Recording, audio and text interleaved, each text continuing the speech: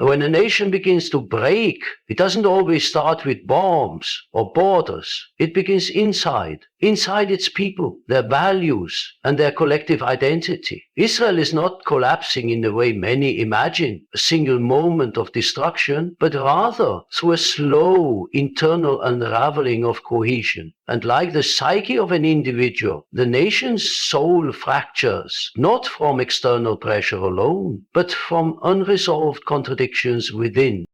Carl Jung spoke of the splitting of the psyche, where the conscious and unconscious drift so far apart that inner unity disintegrates. That's not just a psychological truth, it's a national one. In Israel, we are witnessing that fracture play out. Secular versus religious, liberal versus nationalist, Ashkenazi versus Mizrahi.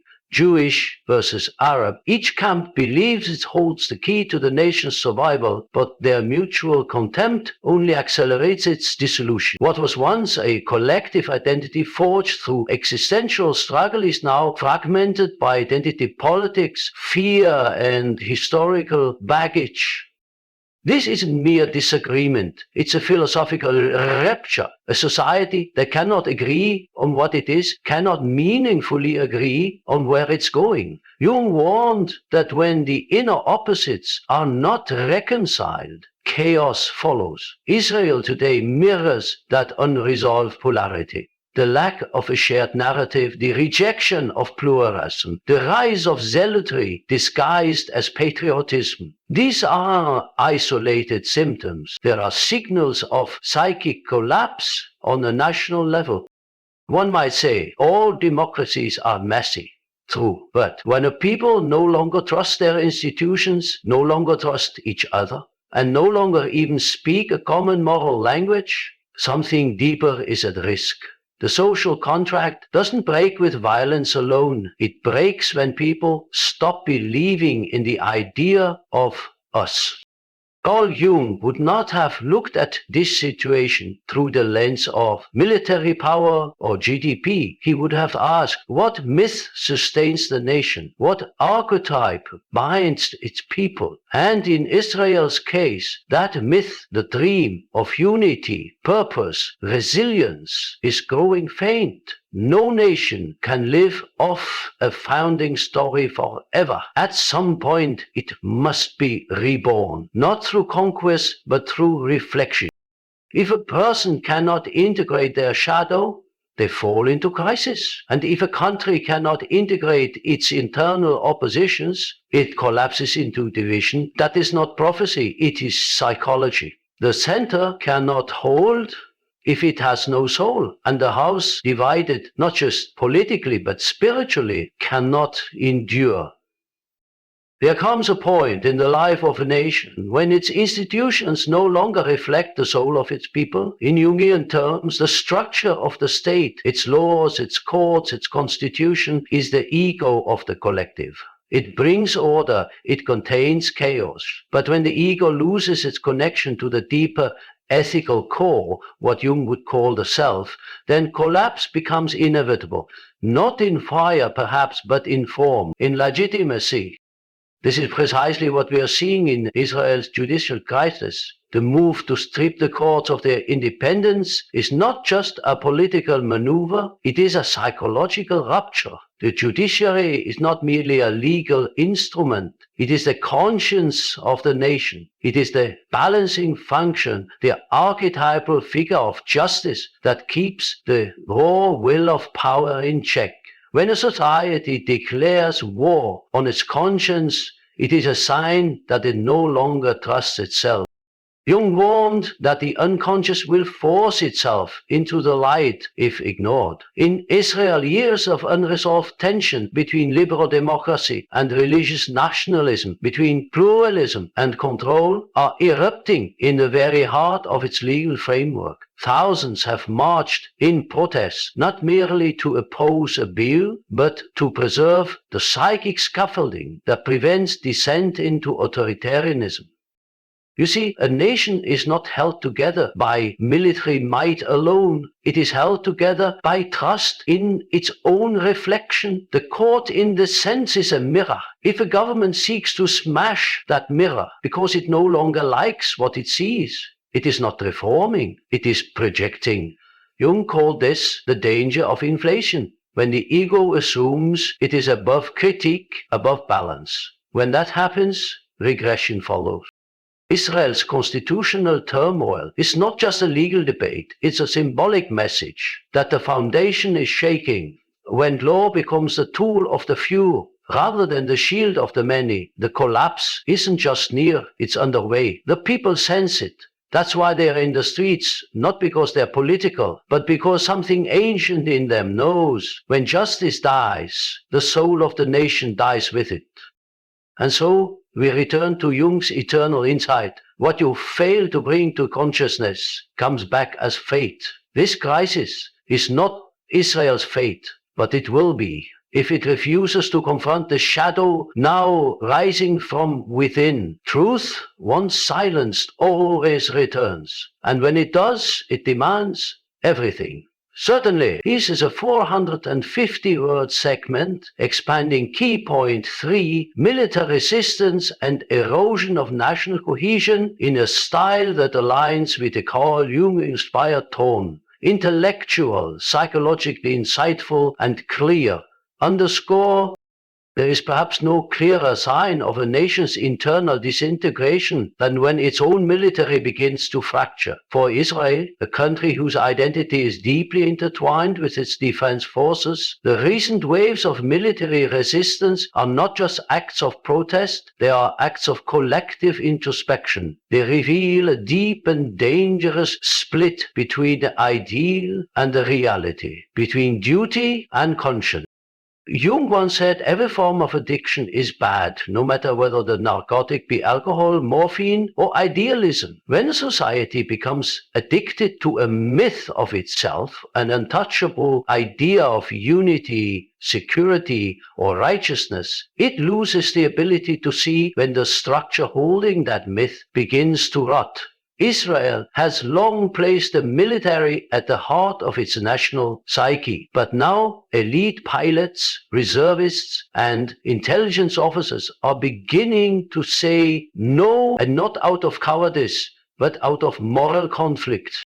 This refusal is significant not because it weakens tactical operations, but because it tears at the unspoken contract between the state and its defenders. The IDF was once perceived as a sacred institution, beyond politics, beyond faction. But when those within it begin to question their role, their mission, and the morality of their orders, it's a sign that the collective unconscious is rejecting the mask the nation wears. Jung would call this the collapse of persona. The image we show to the world no longer matches what we feel within. When soldiers begin to ask not just what must I do, but why must I do it, the nation enters a new psychological stage, one that is far more unstable but potentially more honest. The crisis is not just military, it is existential. When obedience gives way to conscience, when duty gives way to doubt, the system can no longer function on inertia alone. And yet, this breakdown may also be a breakthrough. Jung believed that crisis was the doorway to transformation if one had the courage to face it. Perhaps the soldiers stepping back are not traitors to their country, but truth-tellers to its illusion. Perhaps their resistance is not desertion, but awakening. A society's strength is not in blind allegiance, but in conscious conviction. And when even its warriors begin to dream of peace, perhaps the time has come to ask not how to preserve the system, but how to transcend it. Disobedience, when born of conscience, is not a threat to the nation's soul, it is its last defense. No state exists in isolation, not politically, not psychologically. Just as an individual needs community to reflect and affirm their identity, a nation too draws power from the network of relationships it sustains. And when those bonds begin to fray, it is not just strategic loss, it is symbolic. Jung often reminded us that what happens externally is a mirror to what lies within. Israel's increasing regional isolation is not just a diplomat, it reflects a deeper identity crisis, a confrontation with how it is perceived not only by others but by itself.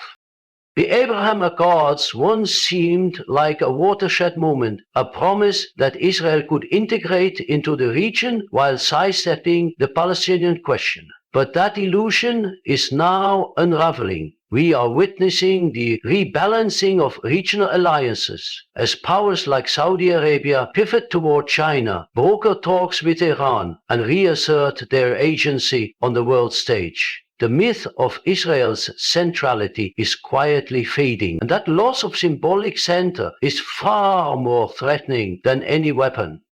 Even Western support, long thought unconditional, is beginning to shift. Youth movements, human rights groups, and even segments of political leadership in Europe and North America are challenging the old narratives. They are no longer satisfied with security rhetoric or historical appeals. They want justice. They want accountability. And this signals something deeper. The moral high ground, once Israel's most powerful soft asset, is eroding.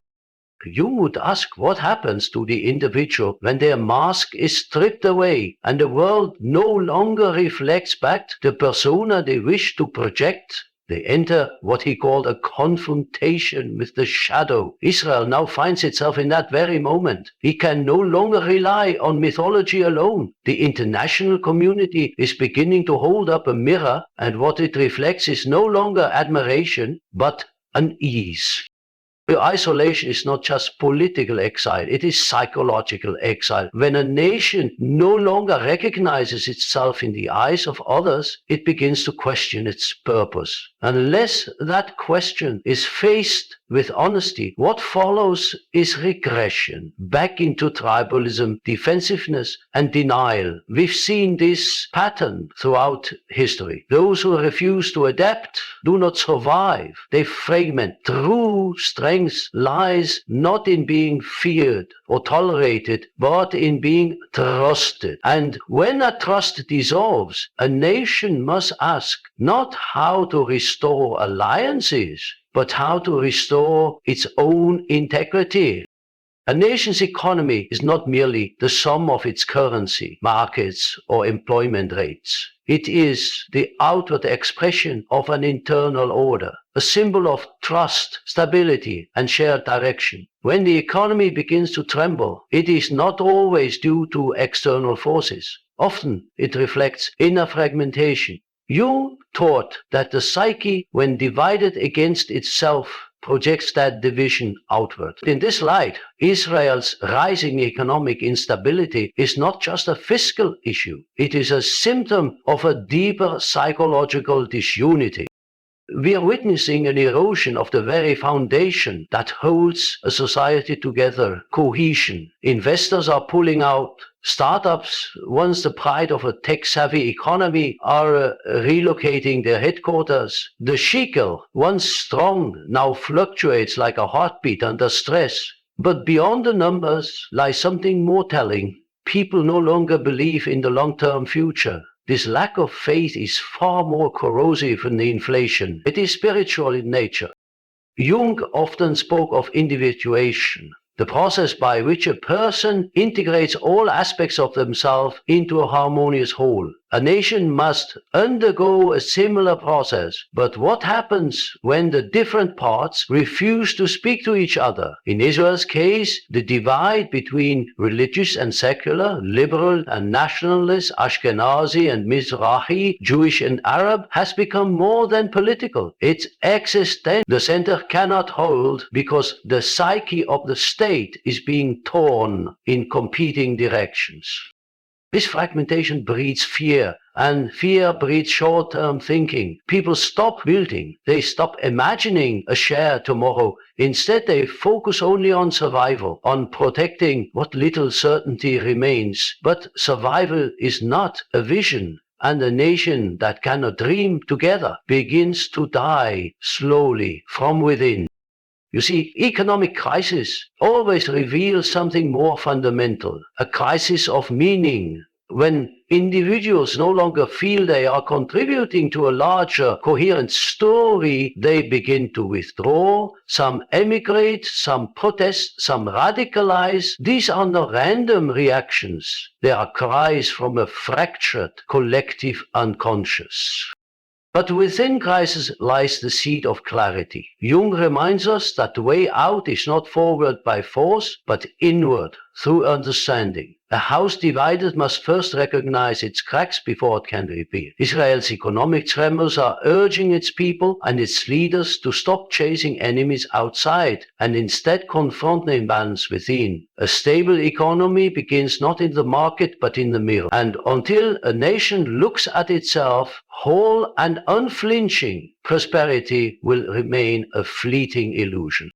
A nation's downfall is never merely external. Before borders collapse, before systems fail, a deeper rupture often unfolds in the collective psyche. The people forget who they are, or worse, they cling so tightly to an outdated identity that they cannot become who they must be. Carl Jung warned that when the ego refuses to go, the unconscious retaliates. What we suppress, our fears, contradictions, and shadow will eventually surface. And when it does, it demands a reckoning. Israel is in the midst of such a reckoning.